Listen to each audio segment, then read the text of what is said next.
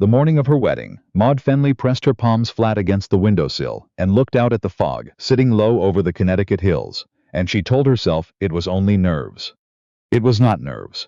She had known Gideon Ashby for 4 months before the ceremony. Known him the way you know the shape of a building from across a street.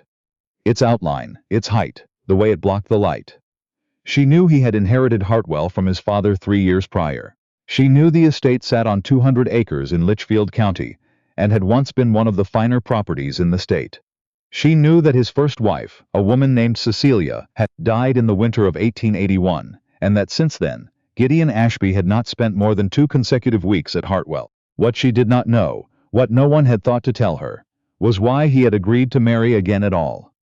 Her father had explained it as a business arrangement, which she understood to mean that money had moved in a direction that required her to move with it. She was 24. She had a head for figures that her mother had always called unbecoming, and her father had quietly found useful whenever the household accounts needed reviewing. She had expected, in some vague way, that her life would narrow as she aged.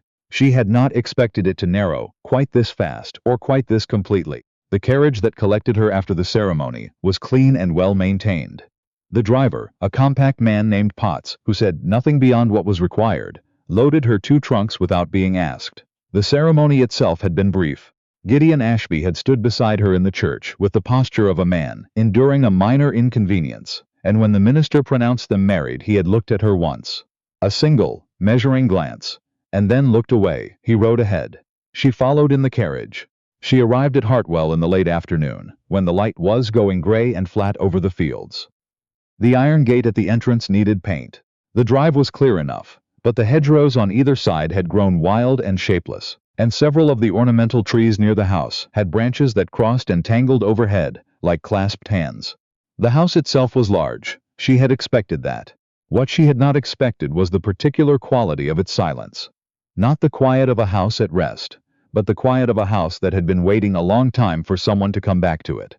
A woman came out to meet her before the carriage had fully stopped. She was perhaps 60, with gray hair pinned close to her head, and an expression of careful neutrality that Maud would come to recognize as the default expression of a person who had served the same household through several kinds of difficulty. "Mrs. Ashby," the woman said. "I'm Mrs. Turn. I've been housekeeper here for 11 years, Mrs. Turn." Maud stepped down from the carriage and looked up at the house. 3 stories, a dozen windows across the front, at least half of them reflecting nothing but sky. "How many staff are we working with?" Mrs. Turn paused. "Currently? Myself, Potts, a girl in the kitchen named Hetty, and a man who comes twice weekly for the grounds. His name is Rupert." Maud did not say what she was thinking, which was that 4 people could not maintain a house of this size. She said, "I see. Thank you. Would you show me through?" Gideon Ashby did not come to dinner that evening. Turn brought a tray to the small sitting room off the main hall. A practical choice, since the dining room required more candles than they had lit, and Maud ate alone at a round table that still had the ghost of a watermark on its surface from something set there years ago, and never quite cleaned away. After dinner, she walked the ground floor with a lamp. The parlor had been closed up. Sheets over the furniture. The fireplace cold. A faint smell of must that suggested the windows had not been opened in months. The library was better. Someone had kept it dusted. But one of the shelves had pulled away from the wall at the top and leaned at an angle that would eventually cause a collapse. The morning room had a crack in the plaster above the east window. The kitchen garden, which she could only see an outline from the back door, had gone entirely to weeds. She was not frightened. She was not even precisely unhappy. She was looking at a problem the way she had always looked at problems, taking inventory, making order, finding the shape of what needed to be done. She went to bed in a room that was clean but cold, and she lay awake for an hour listening to the house settle around her, and then she slept. She did not see Gideon Ashby for 3 days. On the 4th morning, he appeared in the doorway of the library, while she was making a list. She had been working from the household accounts. Mrs. Turn had kept careful, honest ledgers in a small hand, cross-referencing them against what she had actually seen during her inspection of the house. He was taller than she remembered from the church.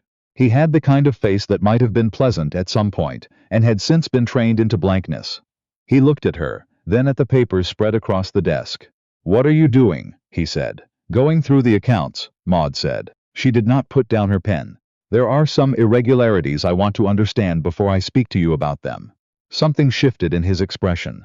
Not quite surprise. More like recalibration. Irregularities. The maintenance budget for the East Wing has been drawn every quarter for the past 3 years, she said. But the East Wing has not been maintained. The plasterwork is cracking. The window casements on the second floor are warped, and there is a section of the roof visible from the back garden that has missing tiles. Either the money was spent on something else, or it was not spent at all. He said nothing.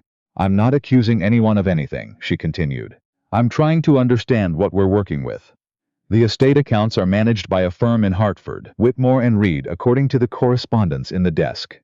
Have you reviewed their billings recently? That's handled remotely. I understand, but handled remotely doesn't mean handled well. She set down the pen then, and looked at him directly.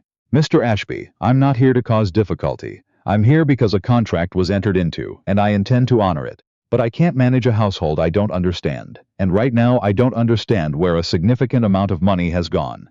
Gideon Ashby stood in the doorway for a moment longer. Then he said, I'll have Whitmore send the full ledgers. Thank you, she said. He left. He did not ask how she was settling in. He did not inquire whether her room was comfortable or whether she had everything she needed. He was not cruel about it. There was no contempt in how he spoke to her, no dismissiveness. There was simply the absence of interest. She was a practical arrangement. He was treating her accordingly. She understood, in a way that settled coldly in her chest, that she was going to have to decide very early what kind of woman she intended to be in this house. She decided to be useful. The kitchen garden was the first project. She enlisted Hetty, a girl of 17 who had an energetic manner and a willingness that made up for her inexperience, and the two of them spent a week pulling up 3 seasons of neglect.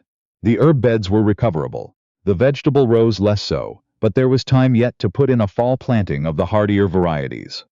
The apple trees at the garden's edge needed pruning, but they were alive, which was more than she had hoped for.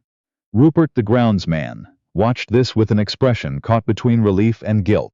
On the 3rd day, he began helping without being asked. She hired a second girl from the village, a quiet, steady woman named Agnes Bray, who had experience in larger households, and she began working through the house room by room, opening windows, taking inventory, making lists of what needed repair and what needed replacement and what only needed attention. The ledgers from Whitmore and Reed arrived in the 2nd week. She spent 2 evenings going through them. By the end of the 2nd evening she had found it. It was not dramatic. It rarely was. In her experience, the most significant problems never announced themselves. What she found was a management fee that had been applied quarterly to the estate accounts for the past 5 years, at a rate that had increased each year, without any corresponding documentation. The fee was billed under a subcontracting arrangement with a firm called Aldgate Services, which she could find no other reference to in any of the correspondence. She set the ledgers aside. She made herself a cup of tea. She sat in the small sitting room with her notebook and wrote down every question she had, in the order she had them, in her neatest hand. Then she wrote a letter to the Hartford office asking for the original contract, authorizing the Aldgate Services arrangement, the names of the individuals authorized to approve the annual rate increases, and the full billing history going back to the original engagement. She sent the letter with Potts the following morning. She did not tell Gideon Ashby yet. She wanted to be certain before she said anything.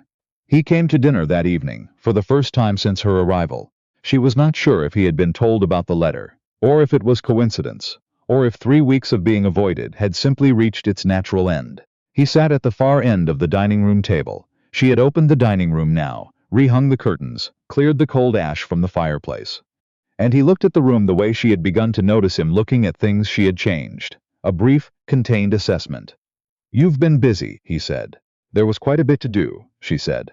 They ate in silence for a while. It was not an uncomfortable silence, which surprised her. It had the quality of 2 people who had agreed, without discussion, to occupy the same space without requiring anything of each other. Cecilia hated this room, he said, without preamble, somewhere between the soup and the 2nd course. She said the light was wrong in the evenings. Maud considered this. The east windows would need heavier curtains in summer, she said. But this time of year the light is fine. He looked at the east windows. He did not say anything further about Cecilia. She had not intended to ask, but she found herself asking anyway. "Why did you agree to marry again?" The question landed in the room and sat there. He set down his fork. "My solicitor advised it," he said. "There are provisions in the estate trust that require—" He stopped. "It's complicated." "I understand complicated," she said. He looked at her across the long table. The candles were between them, and his face was half in shadow. My fathers will stipulated certain conditions for the continued management of the estate, he said. Conditions that require a married heir. Without them, control reverts to a board of trustees on my 40th birthday. That is in 2 years. And you didn't want that. Hartwell is my family's home, he said. Whatever its current condition. She thought about the gutted maintenance budget. The management fees paid to a company she could find no record of. She thought about what it meant to love a thing and not be paying attention to what was being done to it. I understand, she said. And she did. Not in the way that meant she excused it, but in the way that meant she could see its shape clearly now. He had not married her out of indifference or cruelty. He had married her out of a kind of exhaustion, the particular exhaustion of a man who had been losing a long, slow battle and had taken the only move left to him, without looking too carefully at what it might mean for the person he was moving. She was not angry. She was something more practical than angry. The reply from Whitmore and Reed arrived 10 days later. They provided the original contract. They provided the billing history. What they did not provide, because it did not exist, was any documentation authorizing the annual rate increases. The contract had been signed at a fixed rate. Every increase since then had been applied without authorization, without notification to the account holder, and without any corresponding adjustment to the service description. She brought the documents to Gideon Ashby in the library on a Tuesday morning. She set them on the desk in front of him, without preamble. She had organized them clearly, the original contract on top, then the billing history with the unauthorized increases marked, then her summary of the total amount drawn in excess of the contracted rate over 5 years. He looked at the summary figure for a long moment. How much, he said, though he was looking at the number. Approximately $4,000 above the contracted rate, she said. Over 5 years. He was quiet. She watched him work through it, not the arithmetic, which she had already done for him, but the understanding of what it meant. That someone had been helping themselves to his estate while he was not looking.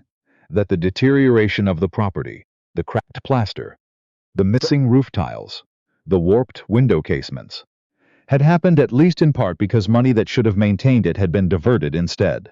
Who authorized this, he said, and it was not quite a question. The original contract was signed by a Mr. Brandt, who I understand was your previous solicitor. He retired in 1879.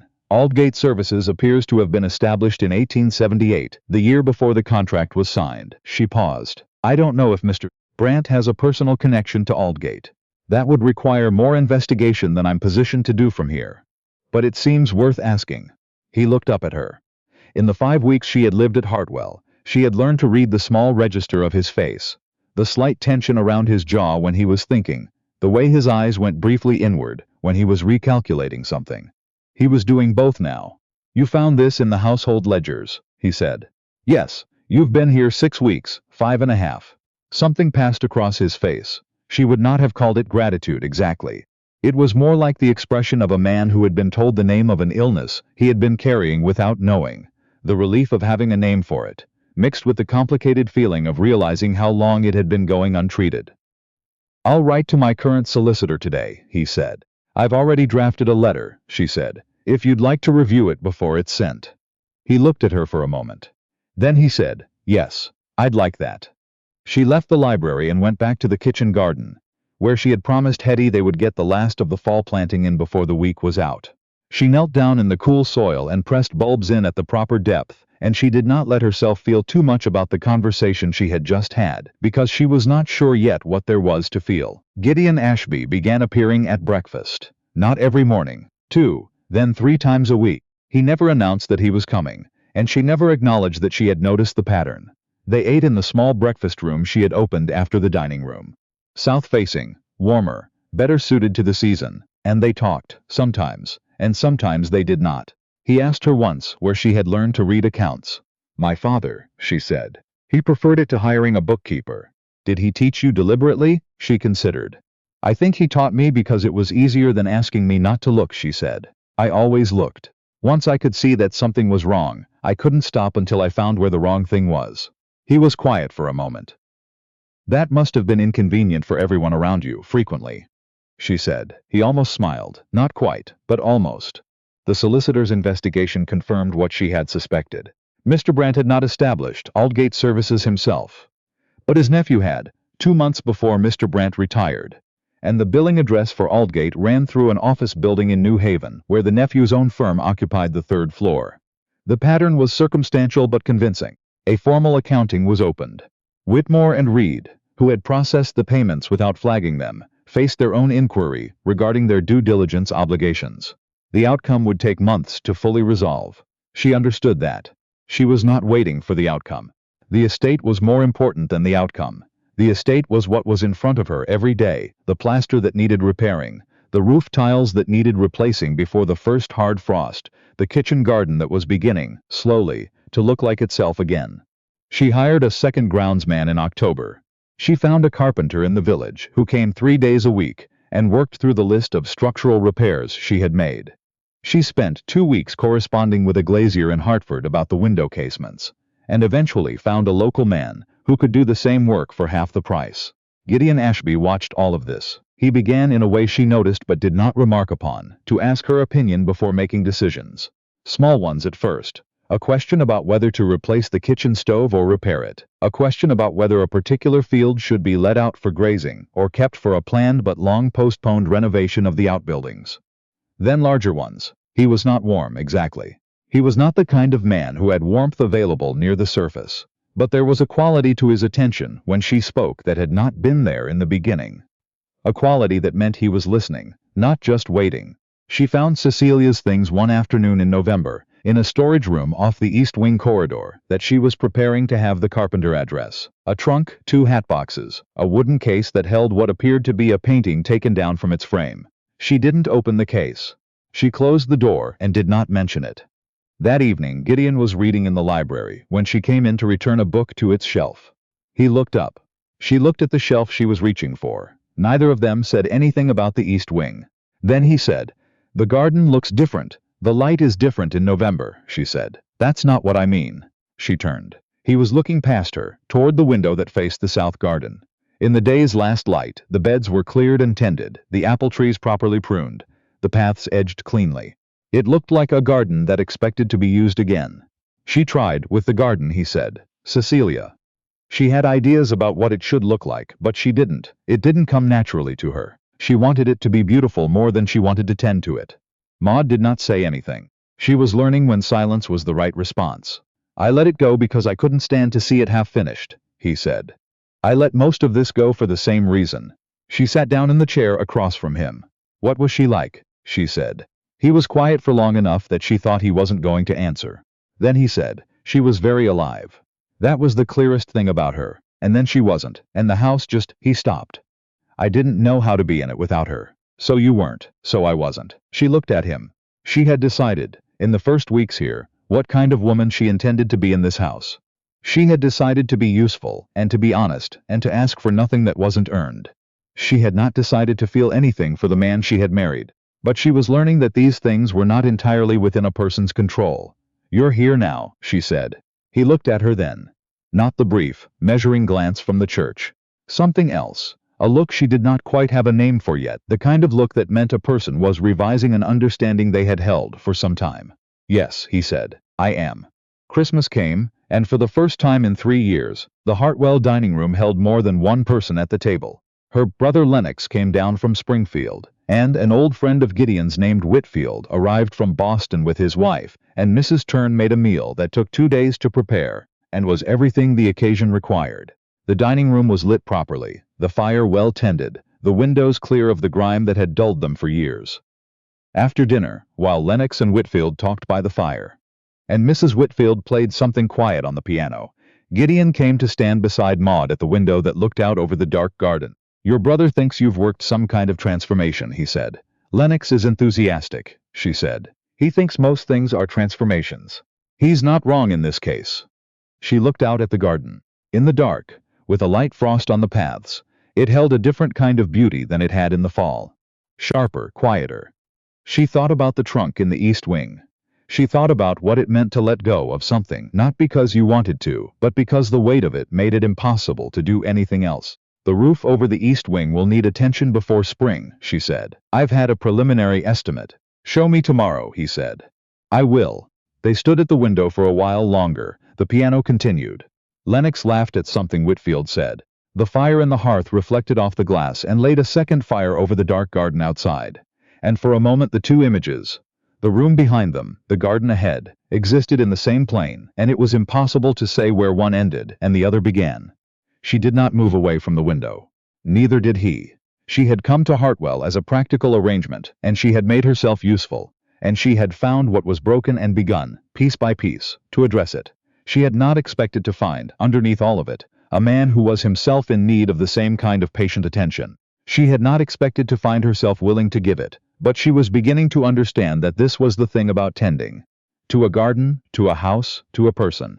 You did not start with love. You started with attention. With the willingness to see clearly what was there, and to stay. She stayed. And that, in the end, was where everything began.